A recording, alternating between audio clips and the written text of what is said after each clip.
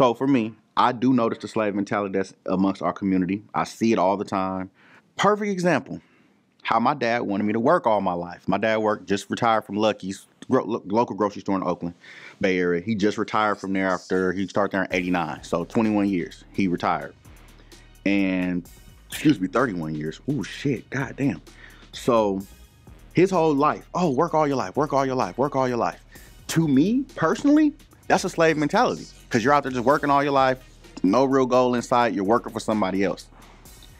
That mentality has been put into a lot of black families forever. Like, go get a job, work for the white man. You hear that term all the time. That's not just a term that they're just throwing out there. That's a term that's been embedded in us because we're used to working for white people.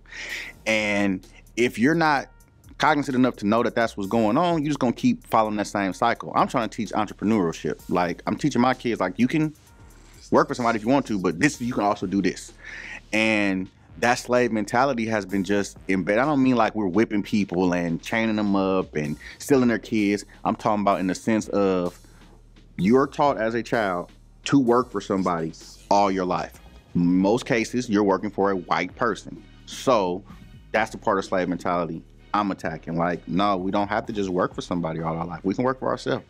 So for me, as far as work ethic and just how it intertwines, cold story. So before I get to the story, work ethic also for me comes from that slave mentality, because I was taught that if you work hard for these white people, you'll be able to benefit at some point. So my whole thing was, if I go and get these people 40 hours a week and work my hardest, I'm gonna move up. My work ethic was from my family, my mom, my dad, you know, all the shit. Both my parents have been on drugs before, all the shit, but they've turned their life around, successful, do their thing. And my daddy had his painting house. My daddy used to do a lot of realty. He used to be a real estate agent. He used to buy a lot of properties, beat up properties, and we used to go. We was his crew, me and my brother. Paint them, fix them. That taught me work ethic. My daddy taught me how to detail cars at 9 years old, 8 years old. And we talking about detailing. My average detail was $300 to do a car. So we ain't talking about like, you know, I'm cleaning vents. So my work ethic was just embedded in me, because it was like, when whatever I'm working on leaves out of my hands, I want to know that I gave him my all. So when they get it, it ain't gonna be nothing to question. You're not gonna have to question Alfonso. You're not gonna have to do that, because you know that everything he brought been cool. He done did his checks.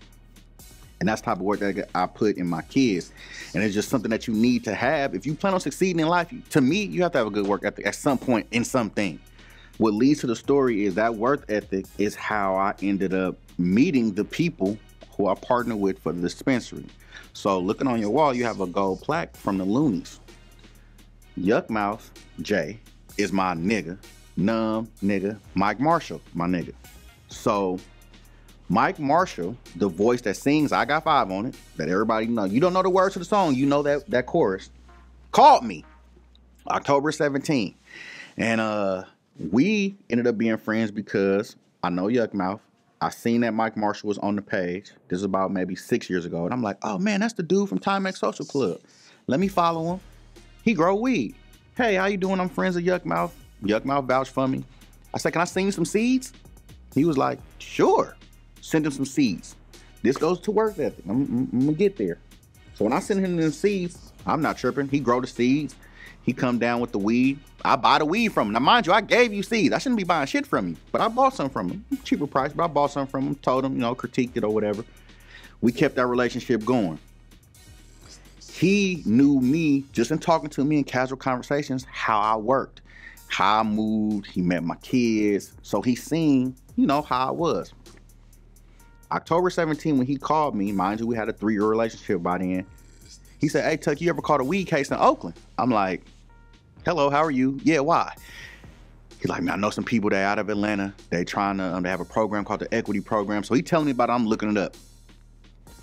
And I'm like, damn, okay, this sounds legit. What they want from me, I'm poor. At this time, I was working for Tesla, teaching people how to detail cars. Work ethic. They called me off the street to come in to teach people how to detail cars at Tesla from my LinkedIn. So I'm like, yeah, I'm like, if the loan don't want no money, I'll come do it. And that's when I met my partner, Brittany. All these years later, I asked Mike, why did you call me? You could have called anybody else in Oakland and asked them how they caught that case. Why me? He said, your work ethic. So for you to even bring that up, His reason for calling me was just like, dude, I knew you'd be the best person for it. You work hard. I like how you move. Why not call you? So that importance, that little trinket that I met him 6 years ago turned into me on the dispensary behind work ethic. You know what I mean? And that was some full circle. Like, I'm then like tearing up and shit because that's some real shit. Like, that man didn't know me from Adam 6 years ago. And now I'm in the dispensary because he connected me to some people just because of how I move. That means something to me, dog. So, yeah. That's why work ethic is important. You never know when it's gonna, like young man just said right here, you never know who you gonna meet later on down the line. You said the same. My brother is Cousin Dre. Shout out Cousin Dre of iHeartRadio KMEO. He's the next Big Von, I put it like that. And he says the same thing all the time. You treat the person at the front desk the same way you would treat the fucking A&R. And so for you to say the same thing, literally, I've been hearing a lot of confirmation from a lot of shit from a lot of people I've been running into lately that have never met each other.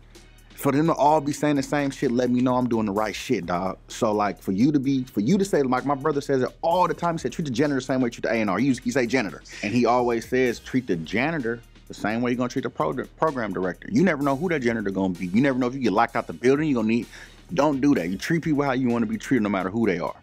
And for you to say that here in Chicago on Valentine's Day 2020, and my brother been saying that, other people, like, it's some facts to that shit. You know what I'm saying? You gotta really treat people how you wanna be treated. You step over a person on the street, you never know who that person gonna be.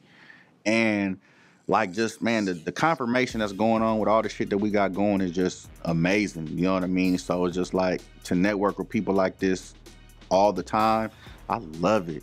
Like, I want to do as many interviews as they'll have me do, because this is how you get the message out. Like, if I'm at home just trying to, like, weed gonna sell itself. My store runs, I'm not at my store. I have staff. Like, the store gonna do what it need to do. I need to be out here pushing the brand. That's what I'm supposed to do. It's that work ethic.